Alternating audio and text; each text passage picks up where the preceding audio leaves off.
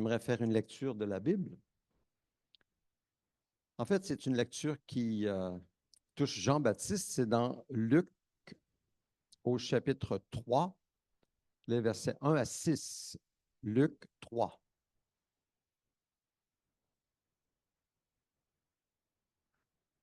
Il y a toujours des Bibles à l'arrière. Si, lorsque vous venez, vous arrivez, vous pouvez toujours demander une Bible à la personne qui est assise à l'arrière. Et puis, vous pouvez suivre, mais c'est plutôt hors de l'ordinaire que nous ne pouvons pas présenter à l'écran le texte. Luc 3, les versets 1 à 6, c'est Jean-Baptiste. La foule interrogeait Jean-Baptiste en disant, « Que devons-nous faire? » Il leur répondit, « Que celui qui a 2 chemises partage avec celui qui n'en a pas, et que celui qui a de quoi manger fasse de même. » Les collecteurs d'impôts vinrent aussi pour se faire baptiser, et ils lui dirent, « Maître, que devons-nous faire? » Il leur répondit, « N'exigez rien de plus que ce qui vous a été ordonné. » Des soldats aussi lui demandèrent, « Et nous, que devons-nous faire? » Il leur répondit, « Ne commettez ni extorsion, ni tort envers personne, et contentez-vous de votre solde. » Le peuple était dans l'attente, et tous se demandaient en eux-mêmes si Jean n'était pas le Messie. Alors il leur dit, « Moi, je vous baptise d'eau, mais il vient, celui qui est plus puissant que moi, et je ne suis pas digne de détacher la courroie de ses sandales. Lui, il vous baptisera du Saint-Esprit et de feu. Il a sa pelle à la main, il nettoiera son aire de battage et il amassera le blé dans son grenier, mais il brûlera la paille dans un feu qui ne s'éteint pas. » C'est ainsi qu'avec beaucoup d'autres encouragements, Jean annonçait la bonne nouvelle au peuple. Vous pouvez vous asseoir.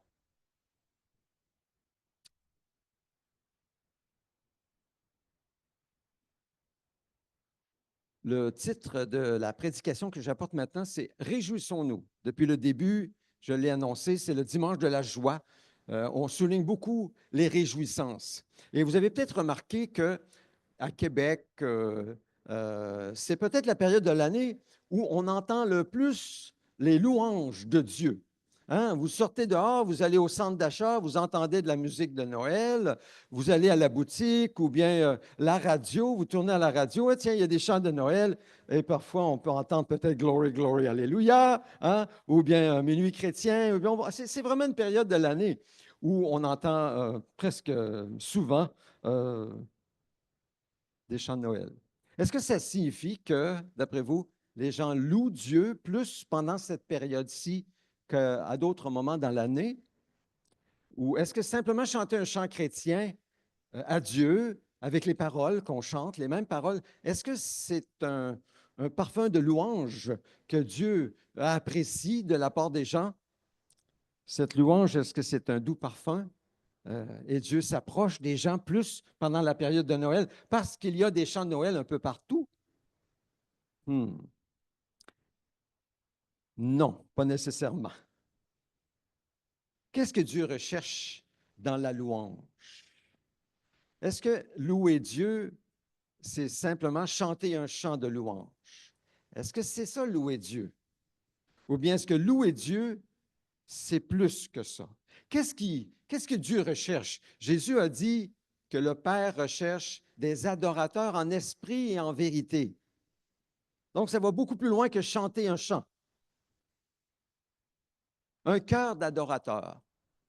C'est ce que le Seigneur recherche. Un cœur d'adorateur qui met sa foi en Jésus, qui compte sur Jésus plutôt que sur lui-même, qui est transformé par l'Esprit de Dieu qui l'habite par la foi en Jésus-Christ. Un cœur d'adorateur rempli de l'Esprit est l'élément essentiel à la louange de celui qui veut apporter un sacrifice de louange, comme nous lisons dans la parole de Dieu. Voilà ce qui plaît à Dieu. Voilà ce qui honore Dieu. Avez-vous, avons-nous un cœur d'adorateur? Et est-ce que ce cœur d'adorateur devient de plus en plus un cœur qui adore Dieu en esprit et en vérité? Un cœur où Dieu dit, le parfum qui sort de cette personne qui me loue sent de mieux en mieux année après année. C'est un parfum qui est celui de Jésus-Christ. Alors aujourd'hui, le thème de la prédication dans la joie, c'est la louange. la louange. Je veux mettre en lumière trois aspects de cette louange qui plaît à Dieu et qui sont en fait des principes de vie pour nous, des principes de vie abondants pour nous. Premièrement, Dieu est digne de nos louanges. Dieu est digne de nos louanges. Souvenons-nous de David. David, nous dit la Bible, avait un cœur selon le cœur de Dieu, c'est-à-dire un cœur qui faisait toutes les volontés de Dieu. C'était un cœur simple, un cœur sensible, un cœur qui agissait comme Dieu le voulait en toutes circonstances. Puis on le voit lorsqu'on lit dans l'histoire de David. Il avait vu dans son expérience, il avait connu Dieu dans son expérience et il avait appris à louer Dieu comme cela plaît à Dieu. Il a vu, il a compris que Dieu était digne de ses louanges. Après avoir été délivré à maintes et maintes reprises des méchants et de la main de Saül qui en voulait à sa vie, il n'est pas surprenant que quand il en fait le résumé dans 1 Chronique 16, une fois qu'il est devenu le leader du peuple de Dieu, le roi d'Israël, c'est pas surprenant que lorsqu'il amène l'arche de l'Éternel, il se met à louer Dieu et il ordonne à Asaph de louer Dieu en assemblée. Alors, on lit dans 1 Chronique 16, une fois qu'on eut amené l'arche de Dieu, on la plaça au milieu de la tente que David avait dressée pour elle, et l'on offrit des holocaustes et des sacrifices de communion devant Dieu. C'est ce jour-là que David chargea pour la première fois Asaph et ses frères de célébrer les louanges de l'Éternel. Et nous lisons des psaumes d'Asaph dans les psaumes. Alors écoutons cette louange qui sort de la bouche de David après avoir été délivré de ses ennemis. Le cœur, un cœur à l'image de Dieu. Il dit, louez l'Éternel, faites appel à son nom, faites connaître ses hauts faits parmi les peuples. Chantez en son honneur, jouez de vos instruments en son honneur, célébrez toutes ses merveilles. C'est ça qui sort de la bouche de David. Placez votre fierté dans son saint nom, que le cœur de ceux qui cherchent l'Éternel se réjouisse. Ayez recours à l'Éternel et à sa force, recherchez constamment sa présence. C'est ça qui sort de son cœur. C'est rien au sujet de lui-même. Il savait qu'il était un chien mort depuis longtemps si Dieu n'était pas intervenu. Mais parce que Dieu est intervenu dans son expérience, eh bien, il donne la gloire à Dieu. Il reconnaît la main de Dieu et il se met à louer Dieu. Déjà, dès les premiers versets, on a des principes de vie pour nous. Alors, est-ce que nous appliquons ce que David déclare ici, c'est-à-dire faire appel à Dieu, faire connaître les réponses à nos prières. Dieu répond à notre prière. On le fait connaître. Il le fait connaître à d'autres. Il dit même, parmi toutes les nations, qu'on fasse connaître les grandes œuvres de l'Éternel. Il chante les louanges de Dieu. Et les louanges de Dieu, ce sont les louanges basées sur la parole de Dieu. Ce n'est pas juste des chants. Il chante les louanges de Dieu. Il met sa fierté en Dieu. Nous aussi, on doit mettre notre fierté en Dieu. Dieu qui fait des exploits dans nos vies. Nous comptons. Il compte sur Dieu et sur sa force. Nous aussi. Recherche constamment sa présence. Les principes de vie abondante pour nous, dès les premières paroles de la louange de David. Et un peu plus loin, dans le même Chronique 16, chapitre 16 de Chronique, nous lisons, « Oui, l'Éternel est grand et digne de recevoir toute louange. Il est redoutable plus que tous les dieux. En effet, tous les dieux sont des peuples ne sont que des faux dieux, alors que l'Éternel a fait le ciel. La splendeur et la magnificence sont devant lui. La force et la joie remplissent sa résidence. Famille des peuples, rendez à l'Éternel gloire et honneur. Rendez à l'Éternel la gloire due à son nom. Apportez des offrandes et venez en sa présence. Prosternez-vous devant l'Éternel avec des ornements sacrés. Nous, nos ornements sacrés, c'est le Saint-Esprit. Prosternez-vous devant Dieu avec le Saint-Esprit ou par le Saint-Esprit. Il n'y a rien de plus sacré. Tremblez devant lui, habitants de toute la terre. Le monde est ferme et il n'est pas ébranlé. C'est ce qu'il dit dans sa louange. Est-ce que ça s'applique à nous? Lorsque l'inquiétude ou l'anxiété monte dans notre cœur ou remplissent notre esprit, et ça forme comme une boule ici, on est vraiment mal à l'aise face à cette anxiété, il est bon de nous rappeler dans la louange et la méditation de l'Écriture que le monde est ferme il n'est pas ébranlé. Hein? N'est-ce pas? Il est bon de se rappeler que Dieu est au contrôle lorsque tout tremble dans ma vie, lorsque les choses ne vont pas bien du tout, lorsque mes circonstances me dépassent. N'est-ce pas? Oui. Sachant que Dieu est bon, toujours bon, et fidèle, toujours fidèle. Il est souverain et il soutient tout ce qui se passe, même ce qui s'en vient dans l'avenir. Par sa parole puissante, Dieu soutient toutes choses. Souvenons-nous, il n'y a rien qui soit à son épreuve. Nous n'avons rien à craindre si nous sommes à lui, si nous lui appartenons et surtout si nous cherchons à marcher avec lui, en communion avec lui.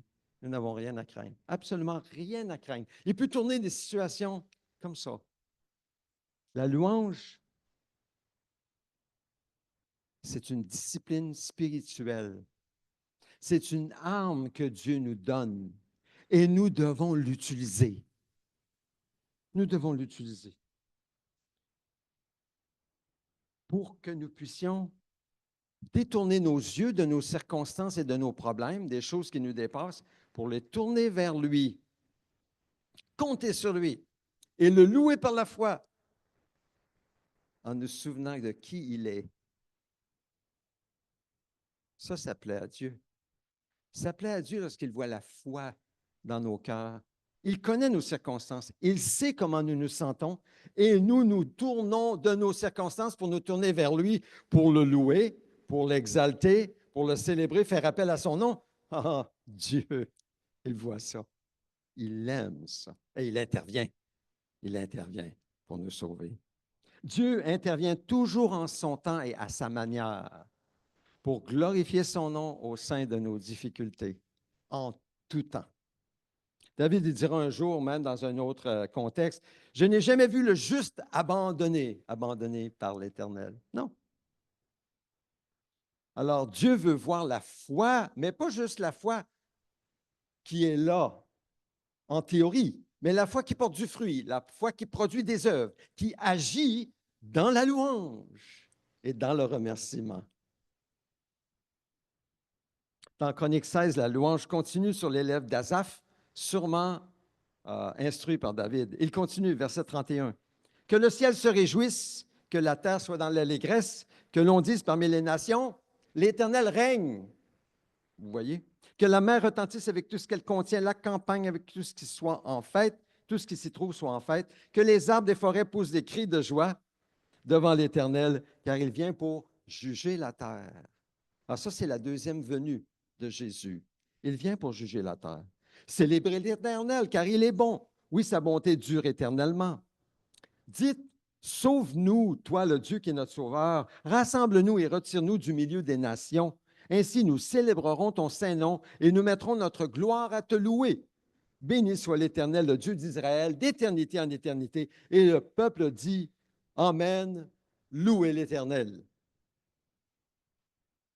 C'est la louange de David. Maintenant, au psaume 103, on voit d'autres raisons pourquoi il est tout à fait digne de louer Dieu. Dieu est digne de notre louange, c'est le premier point. Psaume 103, très rapidement ici. Bénis l'Éternel, c'est David. Il dit, bénis l'Éternel, mon âme, que tout ce qui est en moi bénisse son saint nom. Bénis l'Éternel, mon âme, et n'oublie aucun de ses bienfaits. C'est lui qui pardonne toutes tes fautes, qui guérit toutes tes maladies. C'est lui qui délivre ta vie de la tombe, qui te couronne de bonté et de compassion. Je m'arrête là, juste là. Vous voyez, non seulement Dieu pardonne toutes nos fautes, c'est déjà beaucoup, nous guérit, nous protège de la mort, mais il transforme notre caractère. Il change nos cœurs égoïstes et vaniteux en cœurs qui manifestent de la bonté et de la compassion envers les autres. Intéressant. Ensuite, David continue en disant, « C'est lui qui rassasie de bien ta vieillesse, qui te fait rajeunir comme l'aigle. L'Éternel fait grâce, il est rempli de compassion. Il est lent à la colère, riche en bonté. Il ne conteste pas sans fin. Il ne garde pas éternellement sa colère. Il ne nous traite pas conformément à nos péchés. Il ne nous punit pas comme le mériteraient nos fautes. » Wow! ne mérite-t-il pas notre louange? Ce Dieu ne mérite-t-il pas notre louange pour faire toutes ces choses? Maintenant, nous ignorons, enfin je l'ignore, je n'ai pas trouvé de commentateur qui pouvait discerner c'était quoi les émotions qui remplissaient le cœur de David lorsqu'il a écrit le psaume 103. Mais il y a des indices qui pointent vers l'anxiété, la peur, peut-être la dépression ou la tristesse. Remarquons que dans le psaume 103, David parle à son âme, son être intérieur. David ordonne à son âme de bénir l'Éternel, de ne pas oublier ses bienfaits. Alors, je me dis, s'il se donne des ordres, n'est-ce pas justement parce que naturellement, il n'a pas le goût de louer Dieu? Il n'est peut-être pas dans son assiette. C'est peut-être plus fort que lui. Peut-être que c'est le cas, peut-être que ce n'est pas le cas. On ne le sait pas. David ne le dit pas. Mais la balance semble pencher vers le fait qu'il n'a pas le goût de louer Dieu dans son état qu'on ignore, et il semble oublier les bienfaits de Dieu envers lui. Alors, que fait David? Que faites-vous? Qu'est-ce que je fais lorsque vous êtes, comme on dit, down? Quand ça ne vous le tente pas de méditer l'Écriture, de prier Dieu ou de le louer ou de le remercier, que faites-vous? Alors, voici ce que David fait. Il se ressaisit. Il dit, bénis Dieu, ô mon âme. Allez, réveille-toi. Hop, loue Dieu. Souviens-toi de ce qu'il a fait. Il a pardonné tes fautes. Il a guéri de tes maladies. Il pourvoit à tes besoins. Il est riche en bonté et en compassion. Il se parle à lui-même. Il se brasse en quelque sorte. Vous savez, nous avons besoin de faire ça de temps à autre. Nous avons besoin de faire ça de temps à autre aussi. Parce que Dieu est digne de notre louange. Et il aime le parfum de quelqu'un qui est dans une circonstance, ça ne lui tente pas et il se met à le louer par la foi, en comptant sur Dieu. Se brasse un peu. C'est une discipline spirituelle, la louange. Ça ne vient pas naturellement. La louange, ce n'est pas seulement parce qu'on est en content, je ne sais pas, on a eu une augmentation de salaire, et là, on se met à louer Dieu. Et puis là, on perd notre emploi, puis là, on vit pendant des semaines dans la dépression. Non, non, non, non, non, non, non. C'est pas ça la louange qui plaît à Dieu. La louange qui plaît à Dieu, c'est un cœur d'adorateur, en esprit et en vérité, qui adore Dieu, qui loue Dieu avec tout son être, toute sa personne, que ça aille bien ou que ça aille moins bien, qu'il y ait des difficultés ou qu'on ait une augmentation de salaire ou la réponse à nos prières ou ci ou ça. C'est un cœur d'adorateur dans tous les domaines de nos vies. Nous y reviendrons. David se ressaisit malgré ses émotions, peut-être contraires. Et il commence à énumérer les bienfaits. Pardonnez nos péchés, guérir nos maladies, etc., etc. Alors il termine en disant, bénis l'Éternel, mon âme, et n'oublie aucun de ses bienfaits. N'oublie aucun de ses bienfaits. Je pense qu'on a une bonne leçon pour nous. Hein? Faisons de même quand nous sommes déprimés. C'est pour ça qu'on a chanté tout à l'heure le chant dans Sophonie, chapitre 3, et je l'ai même lu au début. Pousse des cris de joie, fille de Sion. L'Éternel a détourné de toi les jugements. Il a éloigné ton ennemi. Le roi d'Israël est au milieu de toi. Tu n'as plus à redouter le malheur. C'est une bonne nouvelle, ça. Tu n'as plus à redouter le malheur. Il est au milieu de toi. L'Éternel, ton Dieu, est au milieu de toi, un héros qui sauve. C'est ce qu'il est. Compte sur lui. Il fera de toi sa plus grande joie. Il gardera le silence dans son amour, puis il se réjouira à grands cris à ton sujet. Moi, c'est une bonne nouvelle pour moi. Pour toute ma vie, en fait. Ça résume toute ma vie. Ça résume toute ma vie. Je pense que je ne vous l'ai jamais dit. Lorsque j'ai gradué, on dit quand j'ai collecté mes grades à la maîtrise pour être pasteur, il y avait une soirée de fin d'année. Et chaque personne, les étudiants qui recevaient les grades, recevaient une parole de la Bible, une promesse pour le ministère. Alors ça date d'une trentaine d'années. C'était en 93, 30 ans, 31 ans. La parole qui avait été choisie pour moi et que j'ai portée toute ma vie et qui s'est accomplie, c'est celle-ci. L'Éternel, ton Dieu, est au milieu de toi, un héros qui sauve. Je me suis accroché à cette promesse toute ma vie comme pasteur. Il fera de toi sa plus grande joie. Quoi? Moi? Oui, moi. Il fera de toi sa plus grande joie. Ça me dépasse. J'ai des frissons. Il gardera le silence dans son amour. Ah, j'ai eu besoin qu'il garde le silence à cause de mes fautes, à cause de mes manquements dans son amour. Gardez le silence. Il n'est pas venu avec mes fautes. Non, c'est pardonné. Il ne revient pas. Se réjouit à grands cris à mon sujet. Wow! C'est la parole que j'ai reçue. Donc, nous avons de très bonnes raisons de louer Dieu, n'est-ce pas? Qu'est-ce que nous faisons? Louons-le. Juste le savoir ne suffit pas. Nous devons louer Dieu. C'est une discipline spirituelle, c'est une arme que Dieu nous donne pour vaincre nos ennemis qui veulent nous détruire, l'ennemi spirituel, nos mauvaises pensées, l'amertume, nous délivrer de tout ce qui nous détruit à l'intérieur. C'est une arme, prenons-la, la louange. Toute notre vie doit être un hymne à la louange de Dieu, comme un refrain, en ayant comme refrain l'action de grâce pour tout ce qu'il a fait dans nos vies. Nous louons Dieu pour ce qu'il est, nous le remercions pour ce qu'il a fait.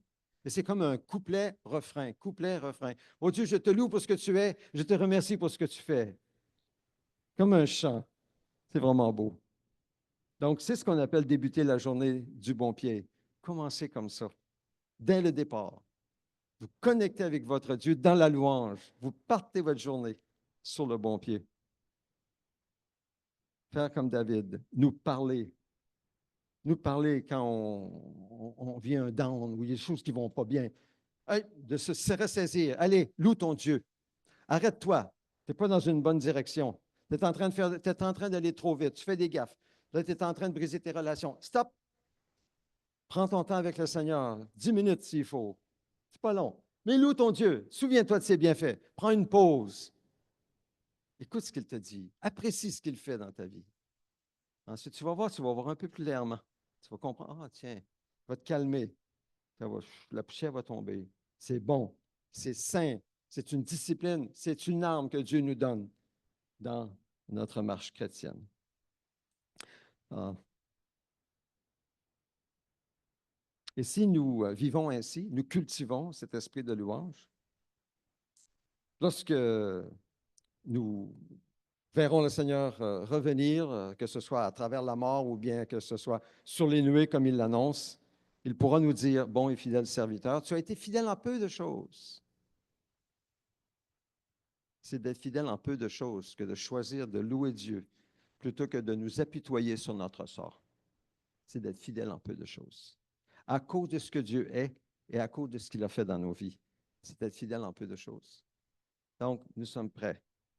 Et parlant de servir Dieu de tout notre cœur, avec la force que Dieu nous donne, nous avons reçu de belles nouvelles réjouissantes de nos frères et sœurs du Niger qui ont accepté il y a quelques années le sacrifice de nos offrandes. Ça aussi, c'est une sorte de louange pour l'achat de 2 champs en vue des cultures et nourrir leur famille. Alors, on a eu les nouvelles récentes, les 2 champs à Boyer-Boyer et Maïrois, que les cultures ont bien produit cette année. Des bonnes récoltes. Rapidement, voici les résultats. On a eu les nouvelles par Pierre Côté, le pasteur Oumarou là-bas au Niger. Il dit qu'à Boyer-Boyer, ils ont récolté 45 sacs de 10 kg de riz. Alors, vous allez au Maxi, vous voyez le gros sac de 10 kg, là? 45 sacs pour leur famille de riz, 50 sacs de mil. Moi, je n'ai jamais mangé de mil, mais les frères et sœurs africains, vous savez ce que c'est le mil. Haricots, 15 sacs de 10 kilos. Une bonne récolte. Ça, c'est juste boyer-boyer. Koéré, Maïroa, on parle de 45 sacs de 10 kg de mil et des haricots, 15 sacs de 10 kg. Mais l'important, là, nous, c'est difficile de saisir ça en tant que Québécois. Moi, je suis nord-américain. J'ai une idée quand même, là. Mais il dit, les leaders de ces églises m'ont chargé de vous transmettre, ainsi qu'à toute votre Église, leur vif remerciement. Ils vous adressent leur profonde gratitude de reconnaissance. Que le Seigneur vous bénisse abondamment. Amen. Pour ce faire, au nom de ces 2 communautés et à mon propre nom, nous vous remercions infiniment. Soyez bénis de l'Éternel. Amen et merci. Alors, réjouissons-nous. Réjouissons-nous. Ce que nous avons fait il y a quelques années, lorsque nous avons envoyé des sous pour l'achat de ces terres que nous avons données aux Nigériens qui ont cultivé depuis quelques années, ça continue à rapporter. Mais vous savez, les sous que nous avons donnés, c'est un sacrifice de louange. Nous avons remis dans la prière ces sous, d'abord en ayant reçu dans la prière de Dieu cette œuvre que Dieu nous avait mis à cœur de faire. Nous avons voulu faire la volonté de Dieu. Nous l'avons fait. Et ce fut très agréable pour ceux qui l'avons vécu. On a fait ça autour de repas, aux enchères. C'était très agréable. Ça n'a vraiment pas une grosse souffrance. Ce n'était pas un sacrifice qui était vraiment pénible. Non, vraiment, moi, ça ne l'était pas du tout pour moi. C'était plutôt agréable comme sacrifice. Mais les sous ont permis l'achat de 2 terrains qui sauvent des familles au Niger. Et ils sont très reconnaissants. Vous savez ce que Jésus a dit? Faites-vous des amis avec les richesses injustes. Il parle de l'argent, parce que c'est tout à fait injuste que nous, on soit dans l'abondance, puis rien. Qu'est-ce qu'ils ont fait? Qu'est-ce que nous, on a fait? Donc, faites-vous des amis, soyez sages. Pour l'éternité, on va les revoir, ces gens-là. Donc, la louange, c'est aussi ce sacrifice que Dieu nous appelle à faire lorsque nous saisissons, discernons que c'est la volonté de Dieu pour nous de participer à une œuvre comme cela. Mais c'est évidemment pas seulement financier. Ça touche tous les domaines de notre vie. S'il y a une chose que je veux que nous retenions aujourd'hui, c'est que la louange, c'est pas seulement chanter le dimanche ou chanter même dans la douche lorsqu'un chant du dimanche nous revient. C'est pas seulement ça la louange. La louange, c'est l'offrande de toute une vie au Seigneur. Tout est un hymne de louange à Dieu. Tout dans notre vie. Et ça vient en réponse à ce que Dieu a fait pour nous. Il nous a sauvés. Il nous a donné le salut. Il nous a déclarés justes à cause que nous avons cru dans le sacrifice de Jésus. Seul, il nous déclare justes. Et ensuite, en nous ayant déclarés justes, il nous donne son esprit pour venir habiter en nous. Et il nous ressuscite en quelque sorte de notre mort spirituelle pour venir vivre en nous. Et ensuite, si nous sommes à son écoute, il nous parle. Il met des idées en nous. Et si on marche avec lui, ce ne sont pas seulement nos idées, ce sont ses idées. Puis si on n'est pas sûr, on met ça un petit peu à l'épreuve, et puis ça se confirme, ce sont ses idées. Donc, c'est une vie de louange, de remerciement à Dieu. Et vous savez, une vie en communion avec Dieu appelle la bénédiction de Dieu. Approchez-vous de Dieu et il s'approchera de vous. Résistez au diable, résistez au péché, résistez au mal, et il fuira loin de vous. Restons concentrés sur le Seigneur.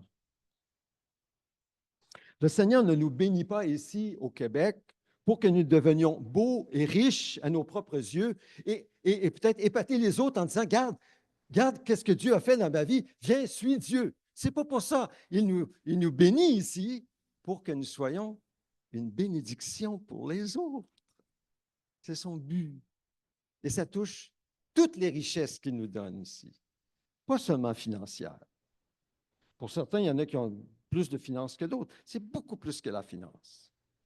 La louange, deuxième point, non seulement Dieu est digne de nos louanges, mais la louange, c'est un sacrifice convenable à donner au Seigneur.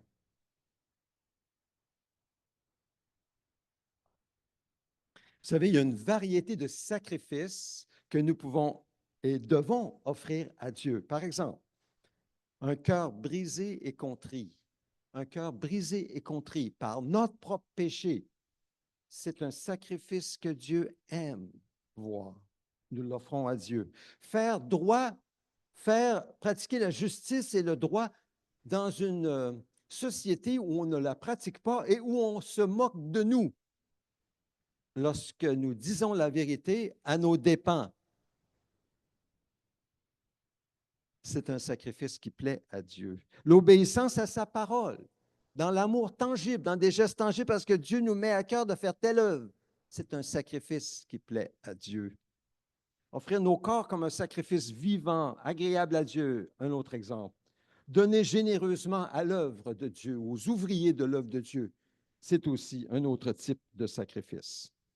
L'Église de Philippe, les Philippiens, en est un exemple. Paul écrit dans Philippiens 4, 18.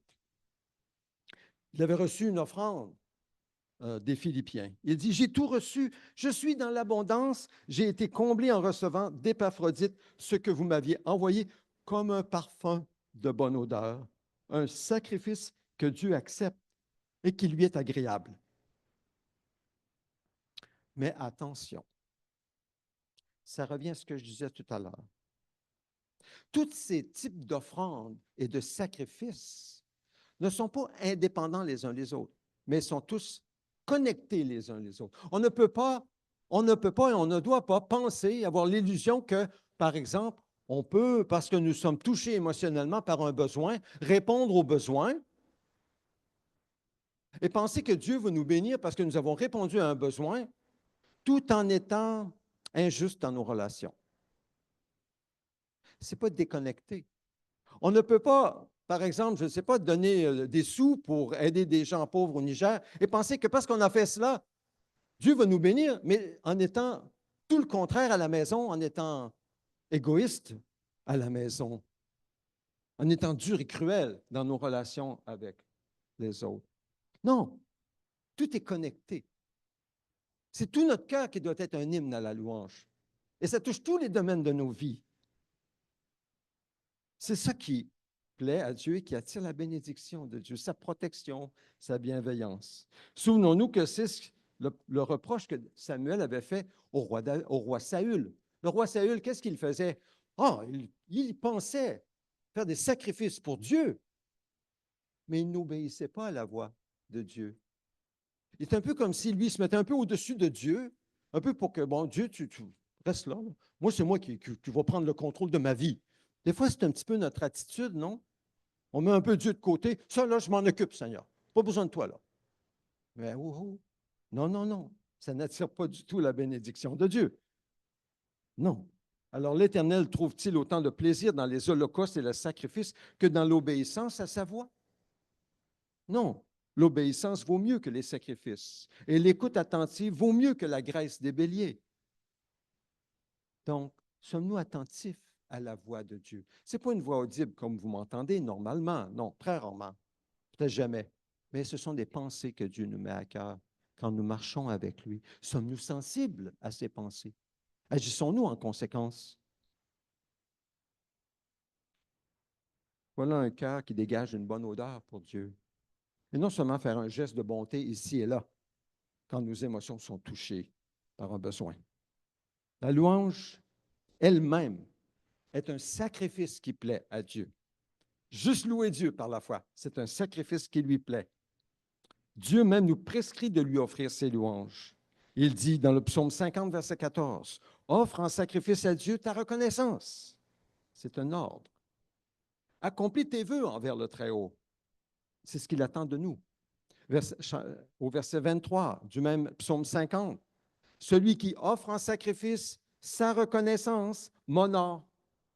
Et celui qui veille sur sa conduite, je ferai voir le salut de Dieu. » Remarquez, il offre sa reconnaissance à Dieu.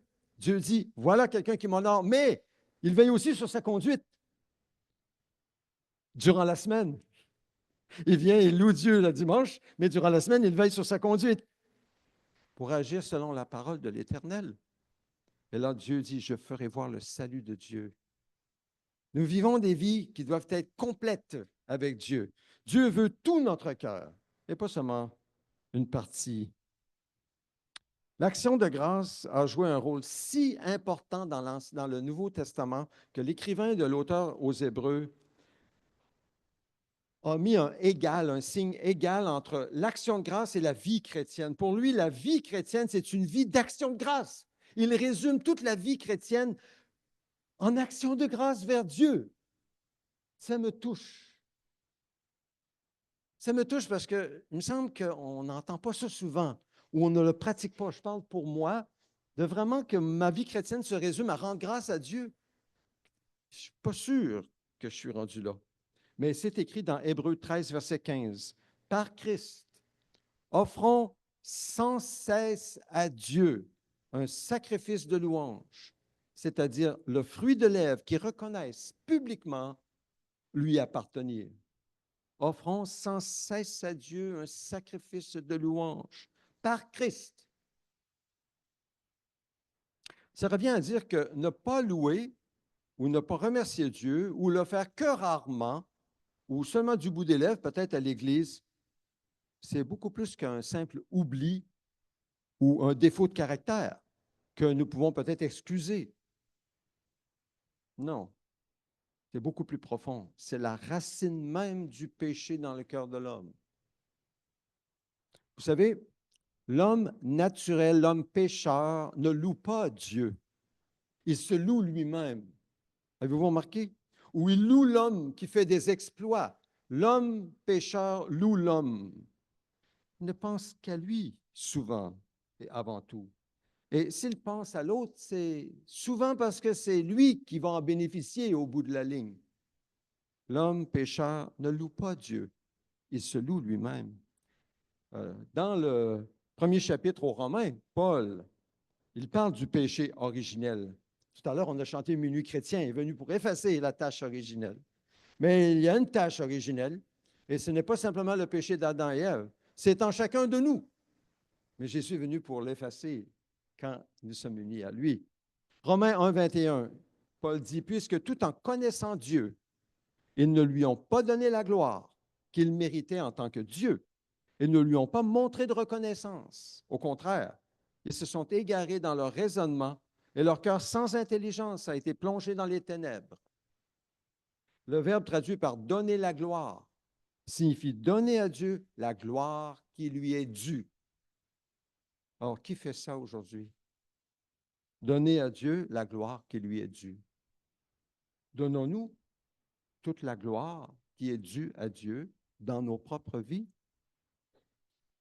Sinon, est-ce que cela pourrait être la raison pourquoi nous sommes parfois égarés dans nos raisonnements? On ne voit plus clair, on ne comprend pas. Ça nous On cherche à comprendre une situation qui nous dépasse. On dit, mais pourquoi Dieu permet ça dans nos vies? Mais est-ce que peut-être c'est parce que nous n'avons pas donné la gloire à Dieu? Je pose juste la question. Parce que c'est ce que le texte dit ici. Ils se sont égarés dans leur raisonnement et leur cœur sans intelligence a été plongé dans les ténèbres. Pourquoi? Parce qu'ils n'ont pas donné à Dieu la gloire qui lui est due. Ça parle à nous aussi, ça. Ça nous parle. Nous voulons voir clair dans nos vies, une direction claire de Dieu, entendre la voix de Dieu dans nos pensées. Assurons-nous de lui donner la gloire qui lui est due avec nos vies. La louange, le remerciement approprié. Dans la première partie du verset, Paul parle de l'hommage total d'une vie de service, d'obéissance et d'adoration envers Dieu, qui est la vie normale du chrétien. Mais quel homme naturel vit avec une telle attitude? Montrez-moi-en un. Mais quand on parle de nous, faisons-nous des progrès à cet égard? Ou cherchons-nous des excuses pour nous justifier? Est-ce que notre vie, c'est un hommage total dans une vie de service, d'obéissance et d'adoration envers Dieu, là où Dieu nous a placés, dans la situation dans laquelle nous sommes, dans le travail et la vocation que le Seigneur nous a donnée, selon les dons et les aptitudes que Dieu nous a donnés? Vivons-nous pour la gloire de Dieu ou pour autre chose? L'action de grâce, montrer de la reconnaissance à Dieu. Dans la deuxième partie du verset, c'est un autre aspect de ce que ça signifie rendre gloire à Dieu.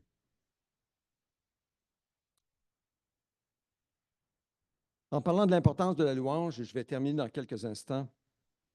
Luc, au verset 17, verset 11 à 19, relate une histoire où 10 lépreux sont venus voir Jésus et les 10 ne pouvaient pas l'approcher et ils ont demandé à Jésus d'avoir pitié d'eux. Et Jésus leur a dit, allez vous montrer aux prêtres. Et ils sont allés et pendant qu'ils s'en allaient, ils ont tous été guéris. Mais il y en a un qui est revenu pour rendre gloire à Dieu publiquement et remercier Jésus, se prosternant devant lui. Et c'était un Samaritain. C'était un ennemi juré des Juifs. Les autres, fort probablement, étaient Juifs. Ils n'étaient pas revenus pour remercier Dieu. Et Jésus a demandé, les 10 n'ont-ils pas été guéris? Et les 9 autres, où sont-ils? Seul cet étranger est revenu pour rendre gloire à Dieu. Donc, examinons-nous un peu en terminant aujourd'hui. Comment nous comportons-nous dans la vie de tous les jours? Quelle attitude habite nos cœurs? Quelle attitude développons-nous dans nos cœurs? Cette attitude-là, lorsque nous recevons tant de bienfaits de Dieu, et souvent par le moyen de d'autres, Dieu prend soin de nous. Quelle attitude cultivons-nous? Où sont nos yeux? Est-ce qu'ils sont sur ces bienfaits de Dieu? Est-ce qu'ils euh, ils sont concentrés sur ce que Dieu est, ce que Dieu fait, pour que nous puissions avoir cette attitude de reconnaissance? Ou plutôt, sommes-nous irrespectueux et ingrats de tant recevoir du Seigneur, mais de négliger par la suite de le remercier de tout cœur et de lui offrir un sacrifice de louange et d'appréciation? Donc, sachons louer Dieu et le remercier en tout temps, le reconnaître et prendre le temps de le dire. Et sachons aussi remercier ceux qui nous servent parce qu'ils servent Dieu. Sachons les remercier aussi, sachons apprécier ce qu'ils font pour nous. Et le dire, ça bâtit des relations, vous savez, ça bâtit des relations. Remercier quelqu'un pour ce qu'elle a fait pour nous. Ça bâtit notre relation avec Dieu, ça bâtit la relation avec les autres, même au travail, pas seulement parmi les chrétiens. Remercier, prendre le temps de dire merci, ça bâtit des relations. Et en parlant de relations, les relations qui sont éternelles, parce qu'avec des enfants de Dieu, ce sont des relations éternelles. Vous vous souviendrez du geste d'amour que nous avons offert à la famille de Fidèle. Fidèle Bonyounou, Claude Dacuyo du Burkina Faso. Je suis dans un petit groupe en tant que pasteur de notre assemblée. Et puis cette semaine, j'ai reçu des nouvelles. Il y avait eu un genre de SOS d'un village, les anciens, qui n'avaient plus rien à manger. On parle de 75 familles. Plus rien à manger. Ils font un appel au secours. Venez à notre aide. Et les Bonyounou, les Dacuyo, j'ai vu les deux noms. J'ai vu Dacuyo, Bonyounou dans la liste. Ils ont décidé, après avoir parlé ensemble, de prendre une partie de cet argent que nous avons donné en sacrifice pour des veuves et des orphelins. Ça incluait ces familles, ce village à Kunla. Et puis, ils ont envoyé des... Et là, j'aurais aimé vous montrer la photo, mais on voit devant moi des gros sacs de riz. Puis je voulais vous dire, vous qui avez donné, c'était juste au mois d'août, là, ça ne fait pas longtemps, vous qui avez donné, peu importe le montant, vous qui avez donné, il est là, votre don. Regardez-le. Et regardez les sourires des visages qui reçoivent de la nourriture pour survivre. Vous savez, ça bâtit des relations. Et voici ce que le frère de Fidèle écrit. Amen, pasteur. Il parle à moi, là. Amen, pasteur. Grâce à vos prières et aux contributions des frères et vos appuis, nos parents ont un sourire aux lèvres en témoignage, tel qu'en témoigne leur témoignage. Que le Seigneur continue de bénir chacun au-delà de ses attentes. Et ça m'a frappé, sa bénédiction. Que le Seigneur continue de bénir chacun au-delà de ses attentes. Et j'ai répondu à ce frère. Je lui dis, je vais communiquer ces mots. C'est ce que je fais maintenant. Aujourd'hui, en recevant pleinement votre prière de bénédiction pour nous. Et je nous invite maintenant à recevoir cette parole de bénédiction. C'est une bénédiction qu'il nous donne en retour, ce frère leader, un frère dans le sang comme dans la foi de Fidèle Bonyounou. Que le Seigneur continue de bénir chacun au-delà de ses attentes. Avez-vous des attentes? Quelles sont vos attentes quand vous pensez à la bénédiction de Dieu sur votre vie? C'est quoi votre attente? Quelles sont vos prières? À quoi ressemblent les attentes que vous avez de la bénédiction de Dieu sur votre vie? Qu'est-ce que c'est? Pouvez-vous l'écrire? Les attentes de ta bénédiction sur ma vie. Ce serait un bel exercice, n'est-ce pas? Écrivez quand vous allez rentrer cette semaine. N'oubliez pas, écrivez. Seigneur, mes attentes de tes bénédictions sur moi et sur ma vie sont les suivantes. Ta bénédiction, par exemple, je n'ai pas réfléchi. Faut que moi-même que je prie puis je l'applique à ma propre vie. Quelles sont vos attentes? Alors, ce leader, il dit que le Seigneur continue de bénir chacun au-delà de ses attentes. Donc, je nous donne un devoir. Ça peut être vraiment profitable. Prenez le temps avec le Seigneur d'écrire les attentes que vous avez du Seigneur quant à sa bénédiction sur votre vie. Écrivez-le. Pesez vos mots. Seigneur, c'est ce que je m'attends de toi. Amen.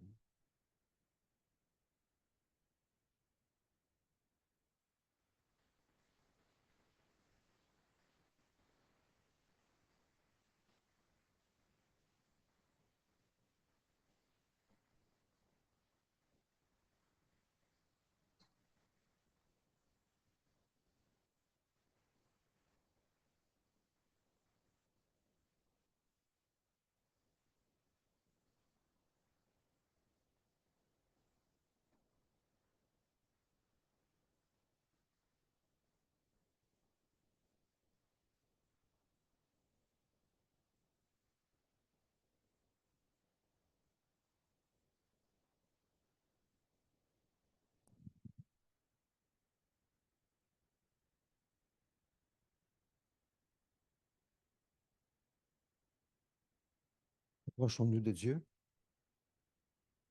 et de sa table. Il nous invite à sa table pour partager le pain et le jus. Prenons un temps d'écoute.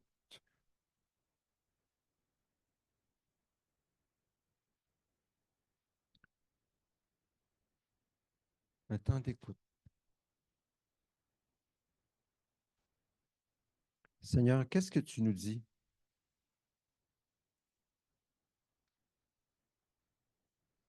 Qu'est-ce que tu veux nous montrer? Quelle bonne nouvelle nous dis-tu aujourd'hui dans ta parole?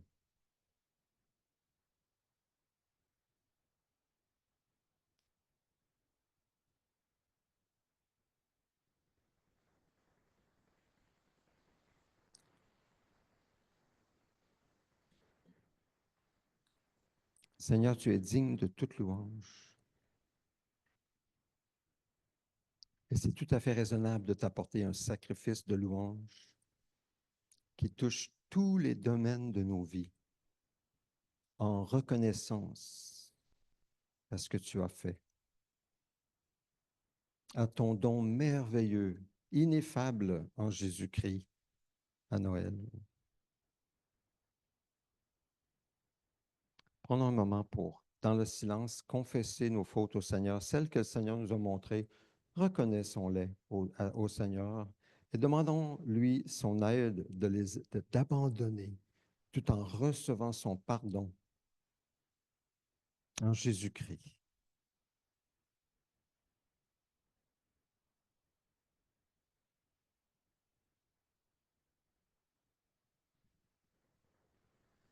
Saint-Esprit de Dieu, éclaire-nous, éclaire nos vies. Montre-nous, Seigneur, ce que tu veux enlever de nos vies, ce qui ne te plaît pas. Montre-le nous. Même si nous ne savons pas quoi faire avec, toi tu le sais. Et nous te les confessons, nous les reconnaissons. Et avec ta force, Seigneur, nous les abandonnons. Avec ta force, en comptant sur toi, Seigneur.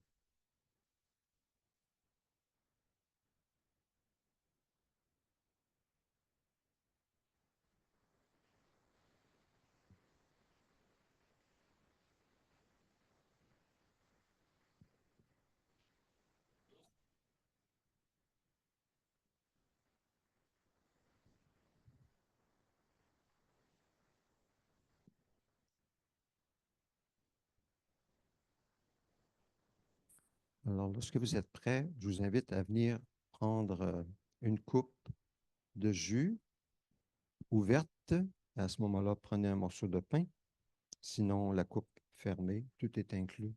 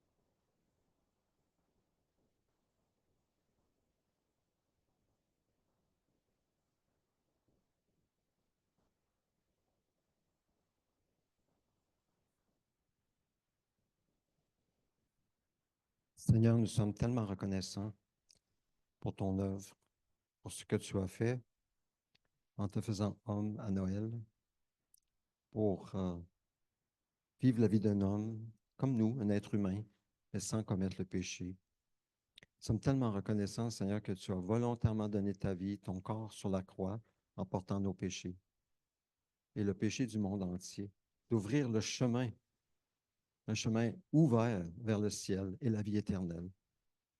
Seigneur, nous te confessons nos péchés, nous les reconnaissons. Ce que tu nous montres, Seigneur Dieu, merci de nous les montrer. Et merci de nous donner la force, par ton esprit, de résister au péché et de l'abandonner, de garder nos yeux sur toi pour te suivre par la foi, en sachant que tu es fidèle à tes promesses. Tu nous béniras. Nous mettons toute notre foi en toi, Seigneur. Toi seul, toi seul, car tu as les paroles de la vie éternelle. Donc nous te louons, nous te remercions de tout notre cœur pour ton œuvre en Jésus. Merci, Seigneur. Merci de tenir parole. Amen. La nuit où il a été livré par un de ses amis, Jésus a pris du pain. Il l'a rompu, il l'a donné à ses disciples en disant, prenez, mangez. Ceci est mon corps rompu pour vous. Faites ceci en souvenir de moi. Prenons-en tous.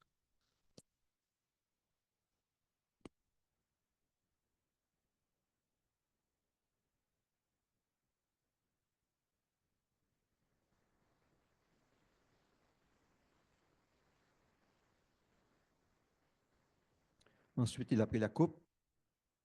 Il a offert à ses disciples en disant, prenez, buvez-en tous. Ceci est le sang de la nouvelle alliance livré pour vous. Prenons-en tous.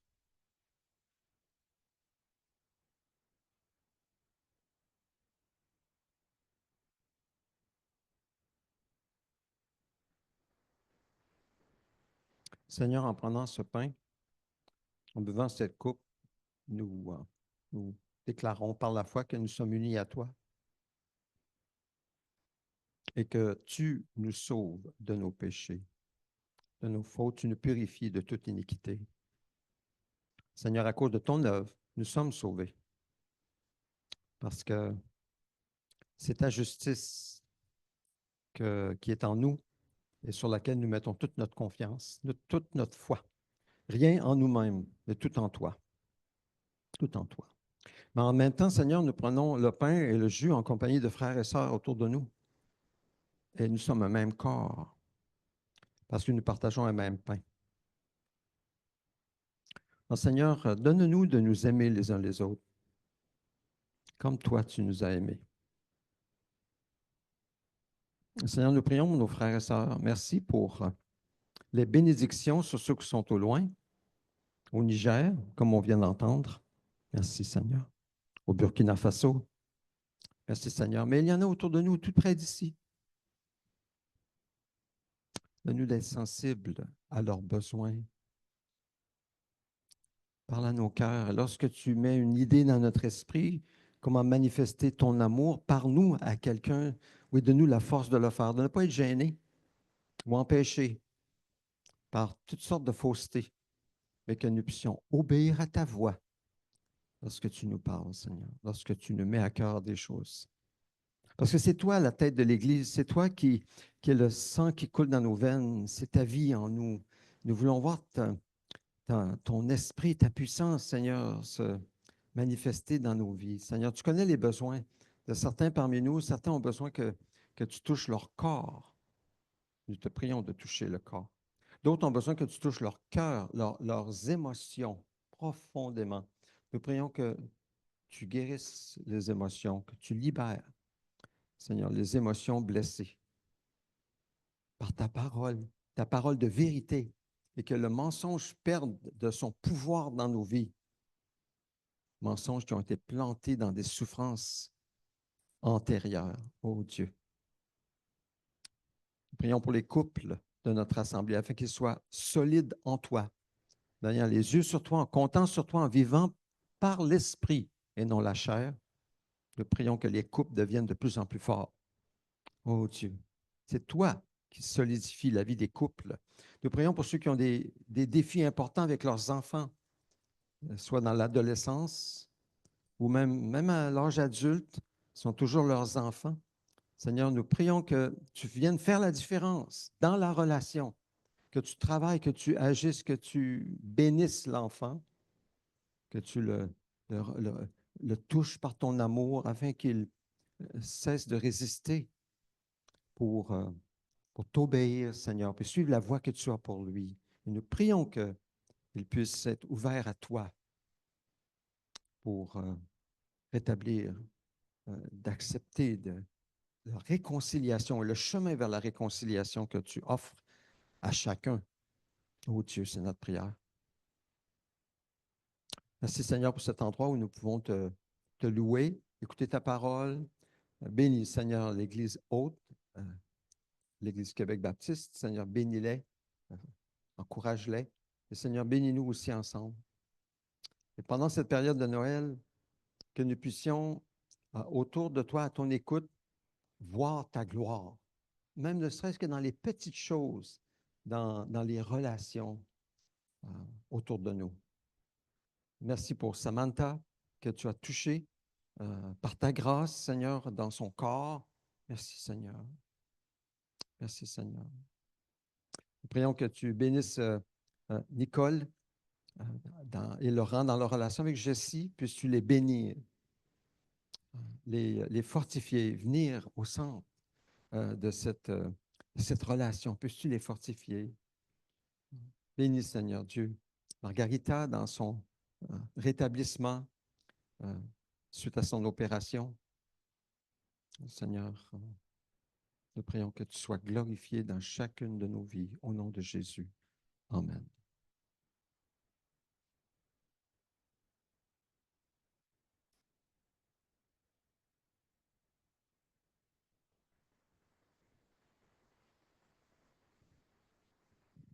Je vais vous inviter à vous lever avec moi.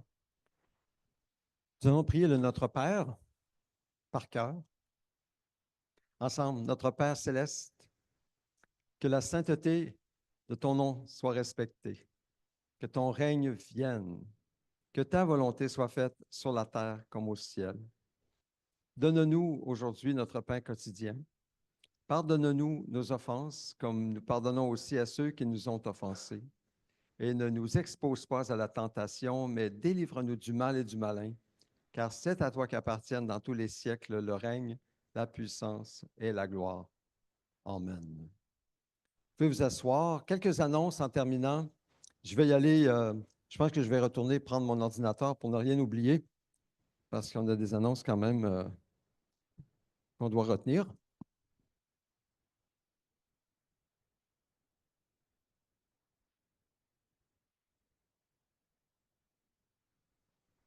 Alors, d'abord, prenez note que c'est le mardi 31 décembre, de 18h30 à 20h30. Nous allons avoir une soirée ici, 2 heures. C'est la veille du jour de l'an. Et puis, vous êtes les bienvenus. Si vous êtes libre lors de cette soirée, venez et puis nous allons vivre une soirée où nous allons nous souvenir de ce que Dieu a fait en 2024. Si, par exemple, vous avez écrit des choses dans un journal, ça pourrait être très apprécié, très approprié de choisir quelque chose que vous aimeriez simplement comme sacrifice de louange en disant, Seigneur, merci, tu as répondu à ma prière en 2024 et je veux te remercier. Alors, on va vivre une soirée toute simple, mais je vous encourage je m'encourage aussi à revoir les journaux que nous avons écrits pour faire une genre de récollection de ce que Dieu a fait pour le remercier. Il va y avoir une courte méditation de l'Écriture et ensuite une petite collation, fraternité ensemble. Donc, c'est le 31 décembre, 18h30 à 20h30. Et puis, j'invite des suggestions. Ceux qui vont planifier d'être avec nous, vous pouvez inviter quelqu'un qui est seul, peut-être, la veille du jour de l'an. À venir pour vivre cette soirée toute simple à l'église ici. Donc, c'est le 31 décembre. Je vous rappelle les 21 et 22 décembre avec David, un spectacle musical et théâtral de Noël. C'est un peu dans la région, c'est dans le coin de David-Viewville et Thetford Mines. David qui sert comme choriste. Alors, pour plus d'informations, vous pouvez aller voir David. Le mardi de prière, cette semaine, nous nous rencontrons, tout comme le mercredi soir, sur Zoom seulement, mais nous faisons pause les 24 et les 31. Alors, 24 et 31, mardi midi, il n'y aura pas de rencontre de prière. Puis les mercredis soirs, non plus, le 25 et le 1er, il n'y aura pas de réunion de prière. L'étude biblique continue jeudi soir avec Michée au chapitre 6. Et ensuite, ils prennent une pause de 2 semaines pour se retrouver en janvier. Donc, c'est la dernière étude biblique aussi cette semaine. Anniversaire de naissance, cette semaine, Nicole Gagnon, jeudi 19 décembre, Grégory Alix, vendredi 20, et Andrelle, son épouse, samedi 21. Que le Seigneur les bénisse. Alors, on va chanter pour Nicole. Nicole n'étant pas présente, mais Laurent étant là. Donc, Marianne, donne-nous la note. Et puis ça, c'est pour Nicole. Joyeux anniversaire, sois fidèle à Jésus, que Dieu te bénisse, que tu grandisses en lui. Yeah, vous lui donnerez nos meilleurs vœux. Et je vous invite en terminant à vous lever. Recevons sa bénédiction, la bénédiction de Dieu. Bénédiction pour que nous développions ce cœur de louange vers lui. Un cœur, comme je le disais tout à l'heure, qui touche tous les aspects de notre vie. Que l'Éternel te bénisse et te garde. Que l'Éternel fasse briller son visage sur toi et t'accorde sa grâce. Que l'Éternel se tourne vers toi et te donne la paix. Amen. Bonne fin de journée. On se retrouve au sous-sol pour un petit café. Si vous avez besoin de prière personnelle, je suis disponible pour prier avec vous. Soyez bien à l'aise.